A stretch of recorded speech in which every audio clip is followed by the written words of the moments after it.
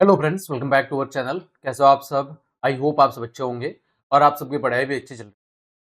तो प्यारे विद्यार्थियों, कक्षा 7 हिंदी विषय की सीरीज में हमने आपके अध्याय 1, अध्याय 2 और अध्याय 3 तीनों की संपूर्ण व्याख्या करवा दी है बहुत अच्छे से, और अध्याय 1 और 2 के अभ्यास प्रश्न भी करवा दिए हैं। उसी कड़ी में आज की इस क्लास के अंदर हम अध्याय नंबर 3, जिसका नाम है फूल और कांटा, के समस्त अभ्यास प्रश्नों के उत्तर को हम डिस्कस करेंगे।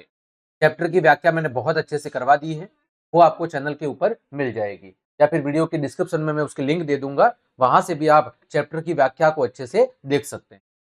चलिए बिना किसी देरी के अभ्यास प्रश्न उत्तर की ये क्लास शुरू करते हैं।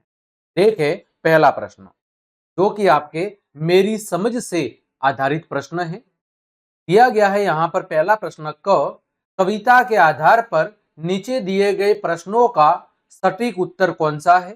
उसके सामने आपको तारा यानी स्टार बनाना है। क का पहला भाग, कविता में कांटे के बारे में कौन सा वाक्य सत्य है।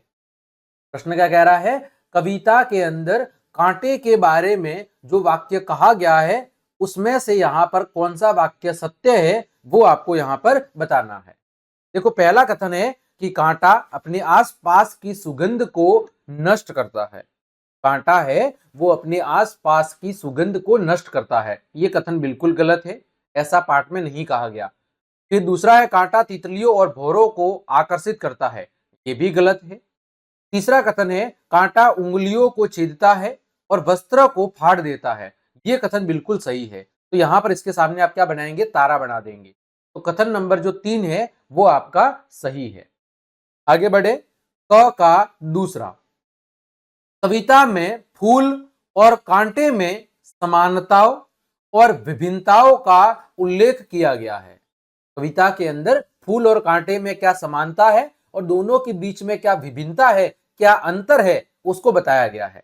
निम्नलिखित में से कौन सा वाक्य इन्हें सही रूप में व्यक्त करता है? तो इन चारों में से वो कौन सा वाक्य है जो फूल और कांटे में समानताओं और विभिन्नताओं को सही रूप से यहां पर दर्शाता है? पहला कथन है कि फूल सुंदरता का प्रतीक है और कांटा है वो कठोरता का प्रतीक है ना, तो ये गलत है। फिर फूल और कांटे के बारे में लोगों के विचार समान होते हैं, ये भी गलत है। तीसरा कथन है, फूल और कांटे एक ही पौधे पर उगते हैं लेकिन उनके स्वभाव भिन्न होते हैं। और अगला कथन है कि फूल और कांटे को समान देखभाल मिलती है, फिर भी उनके रंग ढंग बिल्कुल अलग होते हैं। तो यहां पर जो कथन नंबर 4 है वो एकदम सही बैठ रहा है चैप्टर के अनुसार, कि फूल और कांटे दोनों एक ही पौधे पर उगते हैं, उनकी समान देखभाल होती है, लेकिन फिर भी उनका स्वभाव या उनके रंग ढंग बिल्कुल क्या होते हैं? अलग अलग होते हैं। आगे बढ़े, अगला, कविता के आधार पर कौन सा निष्कर्ष सबसे उपयुक्त है।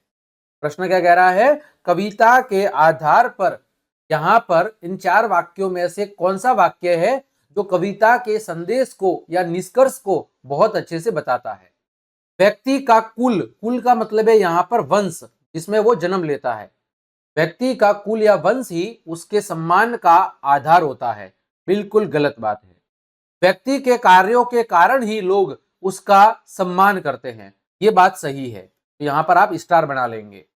फिर कुल की प्रतिष्ठा हमेशा व्यक्ति के गुणों से बड़ी होती है, ये भी गलत है। और यदि व्यक्ति अच्छे कार्य करता है तो उसके कुल को प्रसिद्धि मिलती है। यदि व्यक्ति अच्छे कार्य करता है तो उसके कुल को प्रसिद्धि मिलती है, ये बात भी क्या है? सत्य है ना। तो ये कथन 2 और कथन 4 लगभग मिलते जुलते हैं।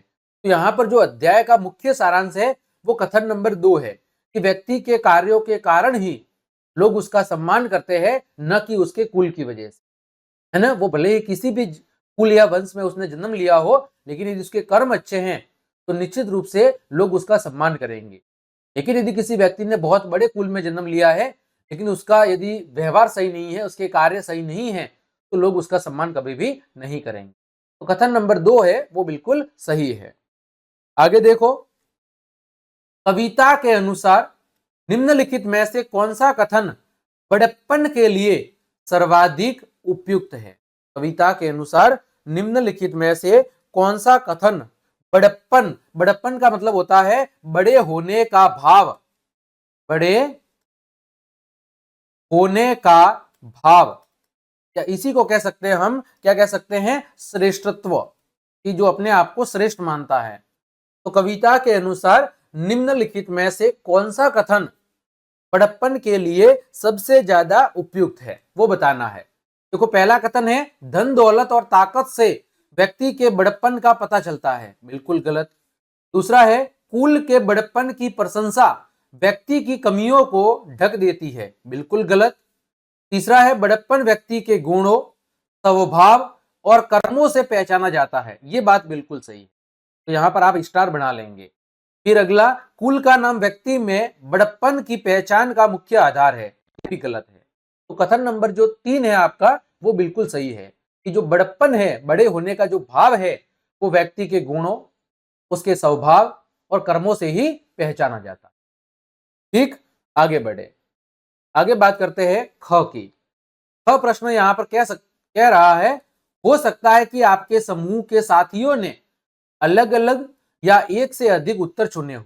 जो हमने पीछे 4 अबशब्द देखे, प्रश्न ये कह रहा है कि हो सकता है कि आपने या आपके मित्रों ने इनके उत्तर है वो अलग अलग चयन किए हो। अपने मित्रों के साथ इसकी चर्चा करनी है और बताना है कि आपने ये उत्तर ही क्यों चुने हैं, कि जो हमने पीछे क भाग के तहत 4 प्रश्न देखे अबशब्द वाले। अब प्रश्न ये कह रहा है कि अपने दोस्तों के साथ चर्चा करो और ये बताओ कि आपने वही उत्तर क्यों चुने हैं, उसके पीछे क्या कारण है। तो देखें इसके पीछे क्या कारण है। सबसे पहले प्रश्न में हमने जो उत्तर चुना था उसका कारण है कि अध्याय में दिया गया है कि कांटा क्या करता है, कांटा है वो अंगुलियों को छेदता है और वस्त्र फाड़ देता है। ये बिल्कुल सत्य कथन है, जो कविता के अंदर भी लिखा हुआ है, छेद कर कांटा किसी की उंगलियां फाड़ देता है किसी का वर बसम। तो ये बात कविता के अंदर लिखी गई है, इस वजह से हमने यहाँ पर उस उत्तर का चयन किया है। दूसरी बात, कविता के आधार पर फूल और कांटे को एक समान देखभाल और लालन पोषण मिलना और उनके स्वभाव और रंग ढंग का बिल्कुल अलग अलग होना उनकी समानता और विभिन्नता को क्या करता है, समानता और विभिन्नता को दर्शाता है। कि फूल और कांटा दोनों ही एक ही पौधे के ऊपर क्या होते हैं, उगते हैं या उत्पन्न होते हैं।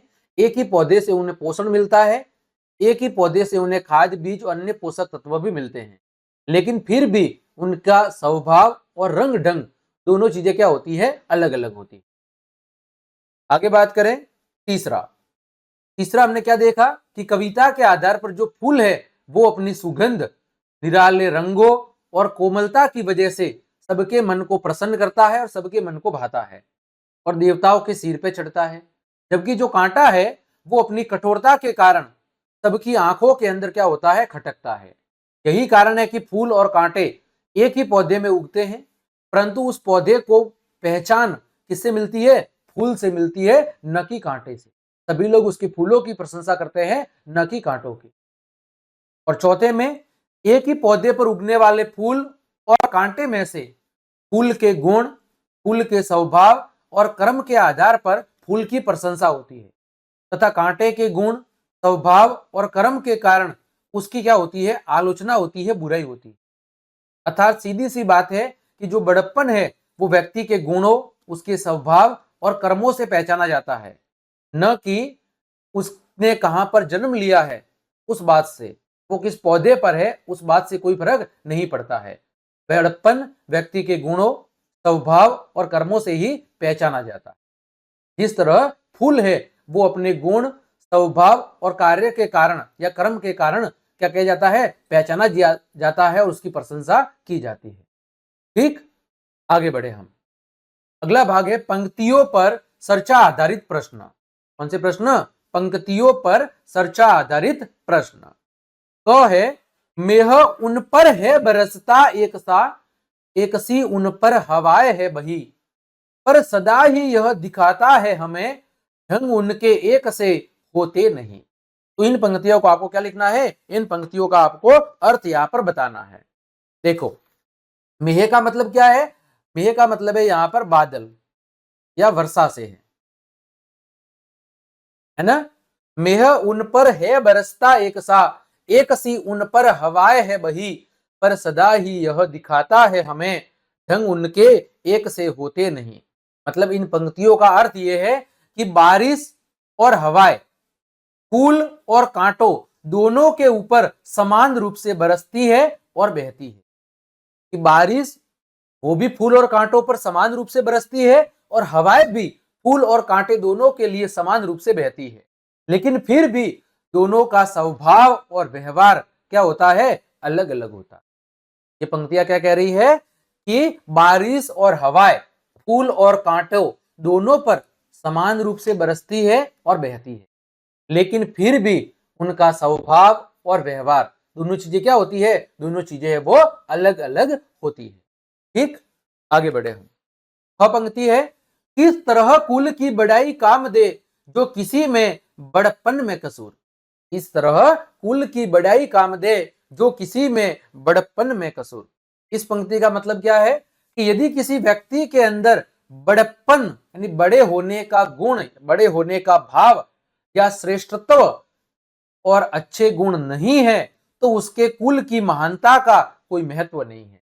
यदि किसी व्यक्ति ने भले ही ऊंचे कुल में जन्म ले लिया है, लेकिन यदि उस कुल के अनुसार उसमें गुण, स्वभाव, विशेषताएं नहीं है, तो उस बड़े कुल में जन्म लेने से उसकी महानता का कोई महत्व नहीं। पंक्ति यही कह रही है कि यदि किसी व्यक्ति में बड़प्पन, बड़े होने का भाव, श्रेष्ठत्व नहीं है और अच्छे गुण यदि उसके अंदर नहीं है, तो उसकी कुल की महानता का वहां पर कोई महत्व नहीं रह जाता है।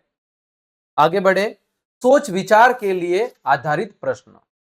तो है, कविता में ऐसी कौन सी समानताओं का उल्लेख किया गया है जो सभी पौधों के ऊपर समान रूप से लागू होती है।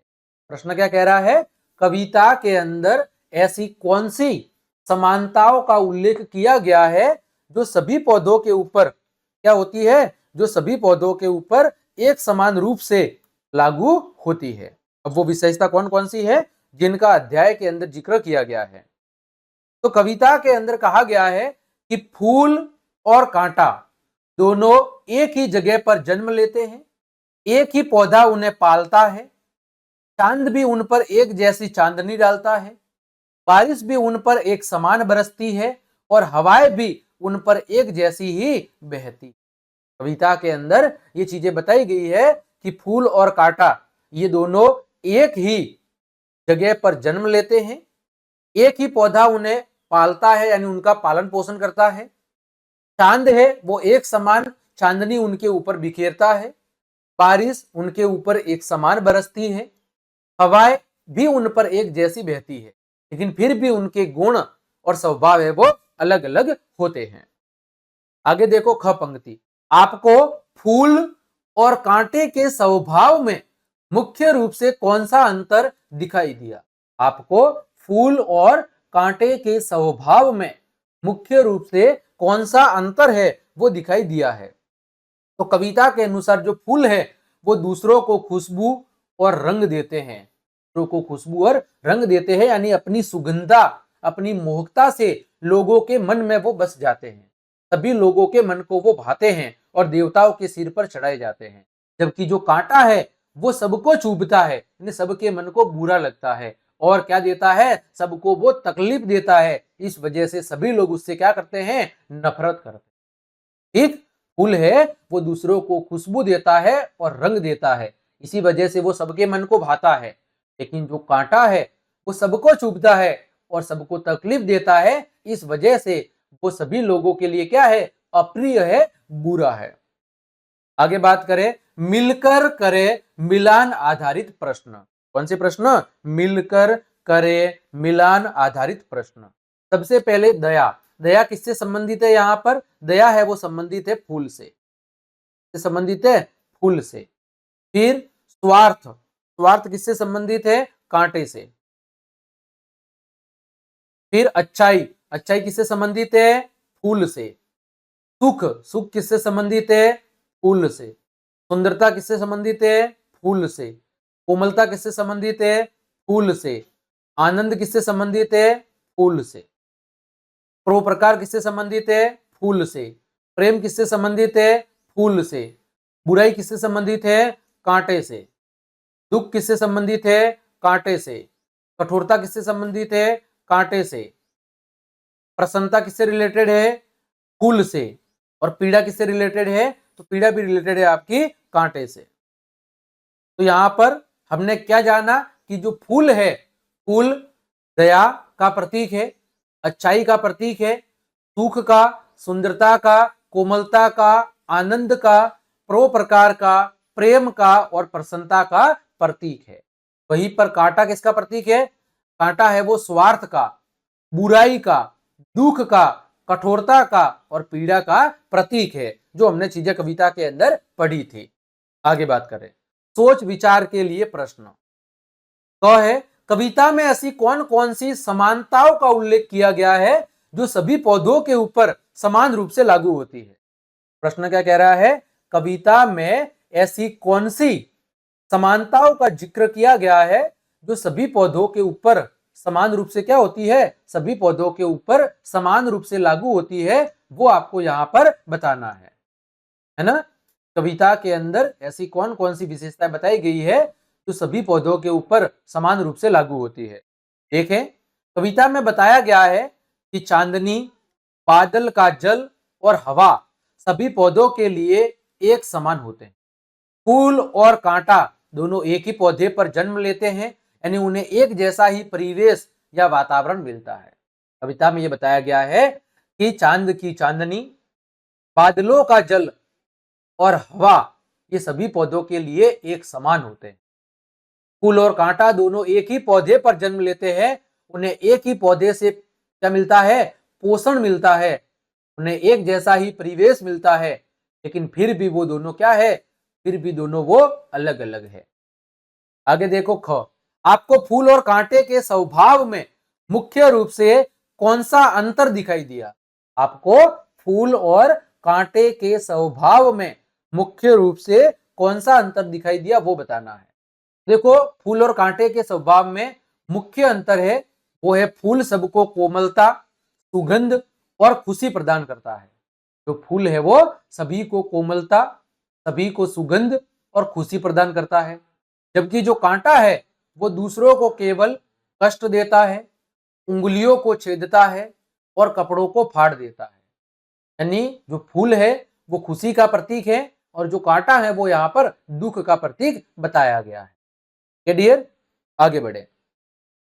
कविता में मुख्य रूप से कौन सी बात कही गई है उसे पहचानिए, समझिए और अपने शब्दों के अंदर लिखिए। कविता के अंदर मुख्य रूप से कौन सी बात कही गई है उसे पहचानिए, उसे समझिए और अपने शब्दों में लिखिए। देखो, कविता में मुख्य रूप से एक बात कही गई है कि जो मनुष्य है वो अपने कर्मों और स्वभाव से महान बनता है। कोई भी मनुष्य अपने कर्मों यानी अपने कार्यों और अपने स्वभाव की वजह से महान बनता है, न कि केवल एक ऊंचे या बड़े खानदान में जन्म लेने से। कविता में ये बात मुख्य रूप से कही गई है कि जो मनुष्य है वो अपने कर्मों और स्वभाव से महान बनता है, न कि केवल एक ऊंचे या बड़े खानदान में जन्म लेने। ठीक, अगला देखो घ, किस तरह कुल की बड़ाई काम दे जो किसी में हो बड़प्पन की कसर? उदाहरण देकर समझाइए। किस तरह कुल की बड़ाई काम दे जो किसी में हो बड़प्पन की कसर? आपको उदाहरण देके इसको बताना है। ठीक है, तो इसका मतलब क्या है? इसका मतलब यह है कि यदि किसी व्यक्ति के अंदर अच्छे गुण नहीं है तो उसका बड़ा खानदान उसे सम्मान नहीं दिला सकता। यदि किसी व्यक्ति के अंदर अच्छे गुण नहीं है, अच्छे इसके कर्म नहीं है, उसका स्वभाव अच्छा नहीं है, तो बड़े खानदान में जन्म लेने से उसे कोई फायदा नहीं है। भले ही वो किसी भी बड़े खानदान में जन्म ले ले, वो खानदान उसे सम्मान नहीं दिलवा सकता। जैसे उदाहरण की बात करें, यदि कोई राजकुमार बहुत ज्यादा क्रूर यानी निर्दयी और अहंकारी है तो लोग उसे उसके कुल की वजह से नहीं बल्कि उसे उसके बुरे स्वभाव की वजह से क्या करेंगे? नापसंद करेंगे, उससे नफरत करेंगे। तो इसका मतलब यही है कि कोई भी व्यक्ति है वो किसी बड़े कुल या खानदान में जन्म लेने से महान नहीं हो जाता। बड़ा बनाता है उसे उसका स्वभाव, उसके गुण, उसके कर्म। केवल कुल में जन्म लेने से किसी की महानता सिद्ध नहीं हो जाती। आगे बढ़े हम, अनुमान और कल्पना से आधारित प्रश्न। अनुमान और कल्पना पर आधारित प्रश्न। प्रश्न कह रहा है कल्पना कीजिए चांदनी, हवा और मेघ यानी बादल केवल एक ही पौधे पर बरसते हैं, बाकी पौधे इन सबके बिना कैसे दिखेंगे और उनके जीवन पर क्या प्रभाव पड़ेगा। प्रश्न कह रहा है कि क्या ऐसा हो जाए कि चांद की चांदनी, हवा और बादलों की वर्षा केवल एक ही पौधे के ऊपर पड़े, बाकी पौधे के ऊपर न पड़े, तो फिर इसका क्या प्रभाव देखने को मिलेगा वो आपको बताना है। तो देखो, जिन पौधों को चांदनी, हवा और पानी नहीं मिलेगा वे सूख जाएंगे और मुरझा जाएंगे। उनके बिना प्रकृति का संतुलन बिगड़ जाएगा और धरती बिल्कुल बेजान, जान रहित और बेरंग यानी रंग विहीन दिखने लग जाएगी। यदि जिन पौधों को चांदनी, हवा और पानी नहीं मिलेगा वे बिल्कुल क्या हो जाएंगे, सूख जाएंगे और मुरझा जाएंगे। उनके बिना प्रकृति का जो संतुलन है वो बिल्कुल बिगड़ जाएगा और धरती बिल्कुल बेजान यानी जान रहित और बेरंग, रंग रहित दिखने लगे। कुल मिला के प्रकृति का जो संतुलन है वो बिगड़ जाएगा। अगला देखो ख, यदि सभी पौधे एक जैसे होते तो दुनिया कैसी लगती। प्रश्न कह रहा है कि यदि दुनिया के अंदर सारे पेड़ पौधे एक जैसे होते फिर ये दुनिया कैसी लगती। इसका उत्तर क्या होगा, यदि सभी पौधे एक जैसे होते तो दुनिया बहुत ही नीरस और उबाऊ लगती। प्रकृति की सुंदरता उसकी विविधता में छिपी हुई है और यदि विविधता नहीं होती तो प्रकृति की जो ये सुंदरता है वो क्या हो जाती, खत्म हो जाती। यदि विविधता नहीं होती तो प्रकृति की जो ये सुंदरता है वो खत्म हो जाती। ग है, यदि कांटे न होते और हर पौधा केवल फूलों से भरा होता तो क्या होता। यदि कांटे न होते और हर पौधा केवल और केवल फूलों से भरा होता तो फिर क्या होता। यदि कांटे न होते तो जो फूल है वो सुरक्षित नहीं रहते, जानवर या लोग उन्हें आसानी से नष्ट कर देते। कांटे हैं वो पौधों की रक्षा कवच की तरह काम करते हैं। कांटे क्या करते हैं, फूलों के लिए और पौधे के लिए एक सुरक्षा कवच की तरह काम करते हैं। उसके बिना पौधों का अस्तित्व खतरे में पड़ जाता है। कि कांटे नहीं होते तो जो फूल है वो कभी भी सुरक्षित नहीं रह पाते, जानवर या लोग उन्हें आसानी से क्या कर देते, नष्ट कर देते। साथ ही साथ यदि कांटे नहीं होते तो पौधों की सुरक्षा नहीं होती और यदि पौधों की सुरक्षा नहीं होती तो बहुत सारे पौधे तो ऐसे ही क्या हो जाते, नष्ट हो जाते, उनका अस्तित्व ही खतरे के अंदर पड़ जाता। आगे बात करें घ, कल्पना कीजिए एक तितली कांटे से मित्रता करनी चाहती है, उनके बीच में कैसा संवाद या कैसी वार्ता होगी। कल्पना कीजिए कि एक जो तितली है वो कांटे से क्या करनी चाहती है, दोस्ती करना चाहती है, तो उनके बीच में कैसी वार्ता रही होगी या कैसा संवाद होगा वो आपको बताना है। तितली कहेगी, कांटे भाई आप इतने कठोर क्यों हो, क्या हम दोस्त बन सकते हैं। कांटा कहता होगा, नहीं तितली, मैं तो रक्षा के लिए हूं, मुझसे दूर रहो, कहीं तुम्हें चोट न लग जाए। तितली कहेगी, मैं सावधानी बरतूंगी पर मैं चाहती हूं कि लोग आपको भी प्यार से देखें। कुछ इस तरह की वार्ता उनके बीच में हुई होगी। ये देखो अनुमान और कल्पना आधारित प्रश्न है, आपको अपनी सोच से, अपनी कल्पना से इन प्रश्नों के उत्तर देने हैं। ये सभी व्यक्तियों की सोच है वो अलग अलग हो सकती है। तो देखो, कल्पना कीजिए आपको किसी कांटे, फूल या दोनों के गुणों के साथ जीवन जीने का अवसर मिलता है। आप किसके गुणों को अपनाना चाहेंगे, कारण सहित बताइए। प्रश्न क्या कह रहा है कि आपको कांटे, फूल या दोनों के गुणों के साथ जीवन जीने का मौका मिलता है, तो आप किसके गुणों को अपने जीवन में अपनाना चाहेंगे, कारण सहित बताना है। तो देखो, मैं फूल के गुणों को अपनाना चाहूंगा। जिस तरह फूल अपनी खुशबू और कोमलता से दूसरों को खुशी देता है, मैं भी अपने अच्छे व्यवहार और कार्यों से समाज के अंदर सुख और प्यार फैलाना चाहता हूं। यानी कुल मिला के जो फूल के अच्छे गुण हैं उन्हीं को कोई भी व्यक्ति अपने जीवन के अंदर अपनाना चाहेगा, न कि कांटे के बुरे गुणों। तो सीधी सी बात है कि यदि मुझे फूल अथवा कांटों में से किसी एक के गुणों को अपनाना होगा तो मैं फूल के गुणों को अपने जीवन के अंदर अपनाना चाहूंगा। आगे बढ़े हम, शब्द से जुड़े हुए शब्द। नीचे दिए गए रिक्त स्थानों में बड़प्पन, बड़प्पन का मतलब क्या होता है, बड़े होने का भाव या श्रेष्ठत्व। बड़े होने का भाव या श्रेष्ठत्व। तो इससे जुड़े हुए शब्द आपको अपने समूह के अंदर चर्चा करके लिखने हैं। जैसे पहला बड़प्पन का शब्द लिखा हुआ है, वो लिखा हुआ है संतोष। इसके अलावा क्या हो सकता है? बड़प्पन का मतलब इससे हो सकता है उदारता से। उदारता का मतलब सहजता। फिर बड़प्पन के लिए दयालुता। इसी तरह बड़प्पन के लिए कौन सा शब्द काम में ले सकते हैं? नैतिकता। और इसी तरह नैतिकता को हम किससे दर्शा सकते हैं? विनम्रता से। और इसी तरह क्या लिख सकते हैं आप बड़प्पन के लिए? त्याग। ये सारे शब्द है वो बड़प्पन से जुड़े हुए शब्द है। आगे बढ़े, नीचे कुछ शब्द दिए गए हैं जो किसी भाव को व्यक्त करते हैं। इनमें से जो शब्द बड़प्पन के भाव को व्यक्त करते हैं उन पर एक गोला बनाओ, और जो बड़प्पन का भाव व्यक्त नहीं करते हैं उनके नीचे क्या करनी है आपको? उनके नीचे आपको रेखा खींचनी है। अब बड़प्पन का भाव कौन कौन से शब्द दर्शाते हैं? सबसे पहले सहनशीलता बड़प्पन के भाव को दर्शाता है। दया, ये भी बड़प्पन के भाव को दर्शाता है। विश्वास, ये भी बड़प्पन के भाव को दर्शाता है। इसके बाद उदारता, विनम्रता, त्याग, संतोष, समर्पण, आदर, सम्मान, निष्ठा, परोपकार और सद्भावना, ये सब आपके बड़प्पन के भाव को दर्शाते हैं। और जो बाकी शब्द है, अहंकार, घमंड, ईर्ष्या, द्वेष, प्रतिशोध, क्रूरता, स्वार्थ, अपमान, अविश्वास, झूठ, अधीरता, लालच और झगड़ालूपन, ये जो शब्द है वो बड़प्पन के भाव को व्यक्त नहीं करते हैं। तो जो बड़प्पन के भाव को व्यक्त करते हैं उन पर हमने गोला बनाया है, और जो बड़प्पन के भाव को व्यक्त नहीं करते हैं उनके नीचे हमने लाइन खींची। आगे बढ़े, कविता की रचना। यहाँ पर कविता की विशेषता दी गई है और दूसरे तरफ में कविता की पंक्तियां दी गई है ना। तो यहां पर देखो, सबसे पहले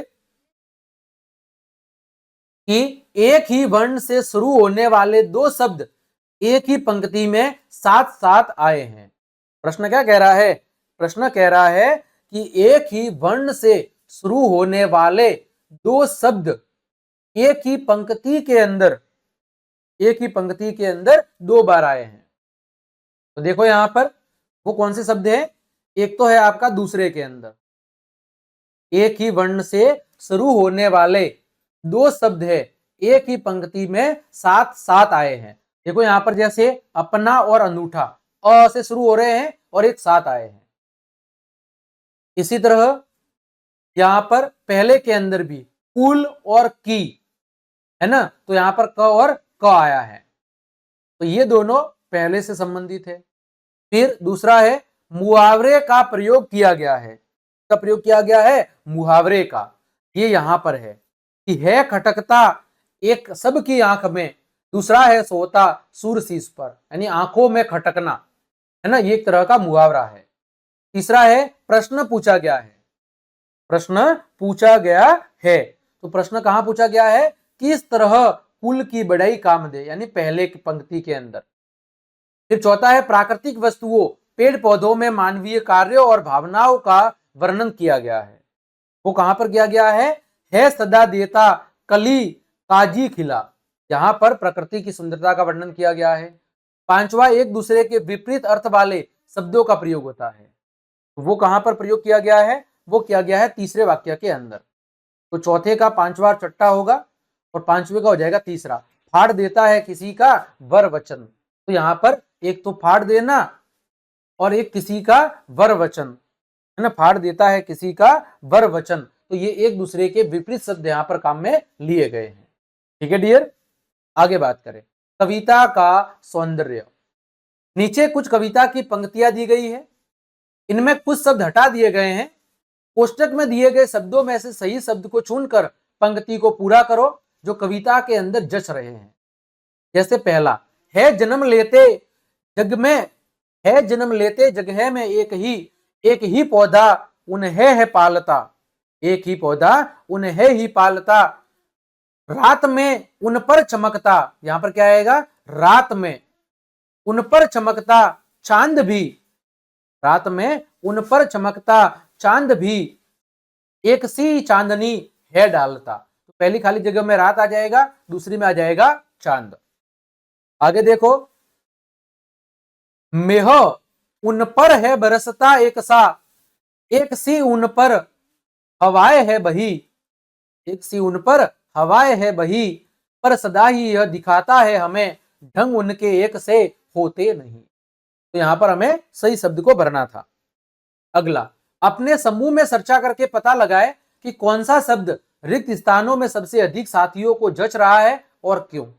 ये तो अभी हमने देख लिया कि रिक्त स्थानों में रात, चांद, में और हवाएं, ये शब्द ही सबसे अधिक क्या हो रहे हैं, ये शब्द ही सबसे अधिक जच रहे हैं। कारण क्या है, इसका मुख्य कारण ये है कि शब्द बिल्कुल सरल है और कविता की लय, रिदम और प्रवाह के साथ पूरी तरह से मेल खाते हैं। अन्य शब्द जैसे रात्रि या मेघ थोड़े कठिन हैं, जो कविता के संगीत यानी म्यूजिक को क्या कर रहे हैं, म्यूजिक को वो बिगाड़ सकते हैं। तो कविता के अनुसार रात, चांद, में और हवाएं, ये शब्द बिल्कुल सेट हो रहे हैं और कविता की लय को भी बनाए रख रहे हैं। आगे बात करें हम विशेषण की। विशेषण क्या होते हैं, जो शब्द संज्ञा या सर्वनाम की विशेषता बताते हैं उन्हें क्या कहते हैं हम, उन्हें कहते हैं हम विशेषण। उन्हें क्या कहते हैं, उन्हें कहते हैं हम विशेषण। जैसे यहां पर देखो, नीचे दी गई पंक्तियों में विशेषण और विशेष्य शब्दों की पहचान करनी है। विशेषण जो संज्ञा अथवा सर्वनाम की विशेषता बताते हैं उन्हें विशेषण कहते हैं, है ना। और विशेष्य क्या होता है, जो विशेषण की विशेषता बताता है उसे विशेष्य कहते हैं। तो यहां पर देखो, यहां पर हमें क्या करना है, विशेषण और विशेष्य को बताना है। देखो पहला है, भोर का है भेद देता श्याम तन। बोध का क्या कह रहा है, भोर का है भेद देता श्याम तन। तो यहां पर विशेषण कौन है, श्याम है, और विशेष्य क्या है, तन यानी शरीर है। दूसरा है, फाड़ देता है किसी का वर बचन। तो वर का मतलब क्या होता है यहाँ पर, श्रेष्ठ या सुंदर से। और विशेष्य क्या है, वसन अथवा वस्त्र। ये किसकी विशेषता है, ये विशेषता है आपके वस्त्र की। फिर भोर को अपना अनूठा रस पिला। तो यहां पर जो अनूठा शब्द है वो विशेषण है और रस शब्द है वो विशेष्य है। फिर निज सुगंधों और निराले ढंग से। यहाँ पर निज और निराले विशेषण है और विशेष्य है वो है सुगंधों और ढंग। जब हम व्याकरण को पढ़ेंगे तो हम इस टॉपिक को बहुत अच्छे से समझेंगे, है ना। तो ज्यादा टेंशन वाली बात नहीं है। जब हम व्याकरण पढ़ेंगे तो वहां पर हम विशेषण वाले पार्ट को बहुत अच्छे से समझेंगे। आगे बात करें, नीचे दिए गए विशेष्यों के लिए अपने मन से विशेषण सोचकर लिखिए। फूल के लिए आप क्या विशेष्य यूज कर सकते हैं, फूल के लिए विशेषण, फूल क्या हो सकता है, सुंदर हो सकता है, कोमल हो सकता है और महकता, यानी ये फूल की विशेषताएं हो सकती है। कांटे की क्या विशेषता हो सकती है, नुकीला, तीखा और कठोर हो सकता। फिर मेघ यानी बादल या वर्षा क्या हो सकती है, शीतल हो सकती है। मेघ बरसता यानी बरसना हो सकता है मेघ का, और बादल की विशेषता क्या हो सकती है, वो काला हो सकता है। चांद की विशेषता चमकीला, शीतल और प्यारा। रात की विशेषता अंधेरी, चांदनी और डरावनी। तो ये इनके क्या है, ये इनके विशेषण शब्द है। ठीक, आगे बढ़े, आपकी बात या पाठ से आगे के प्रश्न। यदि आपको फूल और कांटे में से किसी एक को चुनना पड़े तो आप किसे चुनेंगे और क्यों चुनेंगे। प्रश्न कह रहा है, यदि आपको फूल और कांटे में से किसी एक को चुनना पड़े तो आप किसे चुनेंगे और क्यों। तो मैं फूल को चुनूंगा, क्योंकि फूल है वो अपनी कोमलता और सुगंध से दूसरों को क्या देता है, प्रसन्नता देता है, खुशी देता है। और मैं भी ठीक उसी तरह अपने व्यवहार से सबको खुश रखना चाहूंगा अथवा चाहूंगी।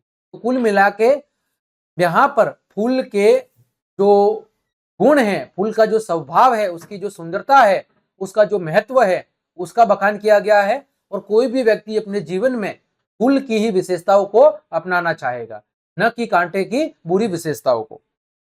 आगे देखो, ख, कविता में बताया गया है कि जो फूल है वो अपनी सुगंध और व्यवहार से चारों ओर प्रसन्नता और आनंद फैला देता है।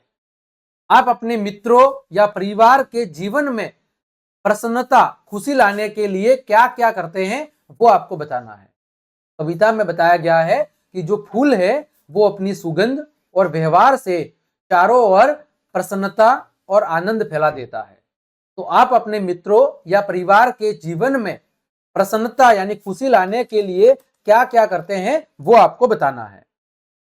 देखो, मैं घर के कामों में मदद करता हूं, सबसे विनम्रता से बात करता हूं और अपने मित्रों के साथ अपनी चीजें जैसे खिलौने, पुस्तक उन्हें बांटकर उन्हें क्या देता हूं, उन्हें मैं खुशी देता हूं, है ना। तो आप अपने अनुसार चीजें लिख सकते हैं कि आप अपने जीवन में या अपने परिवार में प्रसन्नता के लिए, खुशी के लिए क्या क्या काम करते हैं।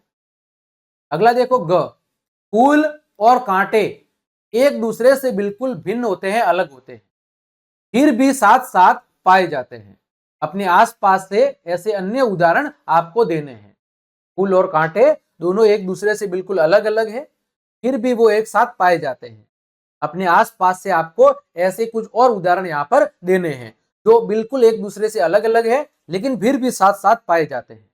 जैसे दिन और रात यानी उजाला और अंधेरा, धूप और छाया, गर्मी और शीतलता, नमक और चीनी, नमकीन और मीठा, सुख और दुख, जीवन के अनुभव, जो बिल्कुल एक दूसरे से विपरीत है लेकिन फिर भी एक साथ पाए जाते हैं। अगला, घ, छेद कर कांटा किसी की उंगलियां फाड़ देता है किसी का वर बसन। तो आप अपने आसपास की किसी समस्या का वर्णन कीजिए जिसे आप कांटे के समान महसूस करते हैं और उसका समाधान भी सुझाइए। तो यहां पर क्या कह रहा है कि छेद कर कांटा किसी की उंगलियां फाड़ देता है किसी का वर बचन। तो आप अपने आसपास की किसी समस्या का आपको वर्णन करना है जिसे आप कांटे के समान महसूस करते हैं और उसका आपको सॉल्यूशन, समाधान भी यहां पर बताना है। देखो, समस्या क्या है कि सड़क के ऊपर फैला हुआ कूड़ा कचरा मुझे बिल्कुल कांटे की तरह खटकता है कि उससे क्या होती है, तरह तरह की बीमारियां फैलती है। अब इसका समाधान क्या है कि हमें जो कूड़ा कचरा है वो हमेशा डस्टबिन के अंदर डालना चाहिए और लोगों को भी सफाई के प्रति क्या करना चाहिए, लोगों को भी सफाई के प्रति जागरूक करना चाहिए ताकि लोगों को में भी सफाई के प्रति समझ बढ़े, गंदगी आसपास न फैलाए ताकि बीमारियों से बचा जा सके। ठीक है, आगे देखो, अगला जो प्रश्न है आपका वो है आज की पहेली। कौन सा प्रश्न है, आज की पहेली। कि नीचे कुछ पेड़ पौधों के चित्र दिए गए हैं जिसमें फूल और कांटे साथ साथ पाए जाते हैं। चित्रों को सही नामों के साथ रेखा खींचकर जोड़ना है। देखो यहां पर पहला पहला है यहां पर बबूल। वो कह रहा है कि उसके जो फूल है वो कैसे होते हैं, बबूल के जो फूल हैं वो पीले या सफेद छोटे गुच्छेदार होते हैं, कांटे लंबे और नुकीले होते हैं। और विशेषता क्या है कि बबूल का जो उपयोग है, बबूल का उपयोग वो ईंधन के लिए, चारे के लिए और औषधियों के अंदर किया जाता है। तो यहां पर बबूल का चित्र कौन सा है, बबूल की पत्तियों का चित्र है, वो है आपका तीसरा चित्र। पहले का मिलन किससे करेंगे आप, तीसरे के साथ। पहले का मिलन किससे करेंगे, पहले का मिलन करेंगे तीसरे के साथ। दूसरा देखो, दूसरा कौन सा है, गुलाब का फूल। फूल की विशेषता क्या है, अलग अलग रंगों में होते हैं, विशेष रूप से लाल, सफेद या गुलाबी होते हैं। कांटों की बात करें, तने के ऊपर छोटे और काफी तीखे कांटे होते हैं। विशेषता क्या है, सजावटी पौधा है और इत्र बनाने के लिए प्रसिद्ध है। तो इसके लिए कौन सा चित्र है यहाँ पर, गुलाब का चित्र कौन सा है, वो है आपका 4 नंबर का चित्र। तो दूसरे का मिलन किससे करेंगे आप, दूसरे का मिलन कर देंगे 4 से। तीसरा देखो, नागफनी। फूल कैसे होते हैं, रंग बिरंगे, पीले, नारंगी या गुलाबी। कांटे पूरी सतह पर छोटे या लंबे हो सकते हैं। विशेषता क्या है, सूखे क्षेत्रों में पाया जाता है, मरुस्थल वगैरह में, और सजावटी पौधे के रूप में भी उगाया जाता है। तो इसका चित्र कौन सा है, पहला वाला, पहला चित्र है वो आपका है नागफनी। ठीक है, तो यहां पर आप चाहे तो लिख सकते हैं ये किसका चित्र है, नागफनी का। दूसरा किसका था, दूसरा चित्र है आपका वो आगे है बेर का चित्र है, बेर का। चौथे का मिलान आप कर देंगे बेर के साथ। तीसरा किसका है? बबूल का। और यहां पर ये किसका है? वो है गुलाब का। देखो चौथे का मिलान किससे करना है? दूसरे के साथ। चौथे का मिलान करना है दूसरे के साथ, क्योंकि बेर के ऊपर छोटे और हल्के पीले फूल आते हैं, शाखाओं पर छोटे छोटे काफी नुकीले कांटे होते हैं, और इसके जो फल होते हैं वो खाने के काम आते हैं और दवाइयों के रूप में भी काम आते हैं। अगला है करोंदा। करोंदा फूल कैसे होते हैं? छोटे होते हैं, सफेद होते हैं और सुगंधित होते हैं। शाखाओं के ऊपर छोटे छोटे और काफी तीखे कांटे होते हैं। फूल सजावटी और मधुर सुगंध वाले होते हैं। इसके फल से अचार, जैम और जेली बनाई जाती है। साथ ही साथ ये शुष्क और पहाड़ी क्षेत्रों के अंदर ज्यादा उगता है। तो यहां पर इसका मिलान करेंगे पांचवे के साथ, पांचवे का मिलान करेंगे छठे के साथ। पांचवे का मिलान करेंगे छठे के साथ। अगला है नींबू। नींबू तो सबको पता है, छोटे सफेद और हल्की गुलाबी छाया लिए होते हैं। इसके फूल सुगंधित और गुच्छेदार होते हैं। शाखाओं पर छोटे और तीखे कांटे होते हैं। जो फल है वो खट्टे होते हैं और विटामिन सी से भरपूर होते हैं। इसका उपयोग पेय पदार्थ, अचार, औषधियों और खाना बनाने के अंदर किया जाता है। तो छठे का मिलान किससे कर लेंगे आप? पांचवे से। छठे का मिलान किससे करेंगे? पांचवे से। ठीक है। तो प्यारे विद्यार्थियों, इस तरह आज की इस क्लास के अंदर हमने आपके अध्याय नंबर 3, इसका नाम था फूल और कांटे, के अभ्यास के समस्त प्रश्नों के उत्तर बहुत अच्छे से हमने जान लिए हैं। उम्मीद करता हूं सभी प्रश्नों के उत्तर आपको अच्छे समझ में आए होंगे। तो क्लास देखने के लिए आप सभी का धन्यवाद। यदि आपको मेरी क्लास और ये मेहनत पसंद आई है तो फिर लाइक, कमेंट, शेयर और सब्सक्राइब जरूर करें। साथ ही साथ सभी प्रकार के नोट्स, सभी प्रकार की अपडेट्स के लिए आज ही हमारे टेलीग्राम चैनल गुमिल लेक्चर्स को ज्वाइन करें, जिसकी लिंक वीडियो के डिस्क्रिप्शन में दी हुई है। वहां पर आपको सभी प्रकार की क्लासेस की जानकारी, सभी प्रकार के टेस्ट, सभी प्रकार के नोट्स बिल्कुल फ्री ऑफ कॉस्ट दिए जाएंगे। तो आप सभी से रिक्वेस्ट है कि टेलीग्राम चैनल को जरूर ज्वाइन करें। मिलते हैं अगली क्लास में, तब तक के लिए आप सबको जय हिंद, जय भारत।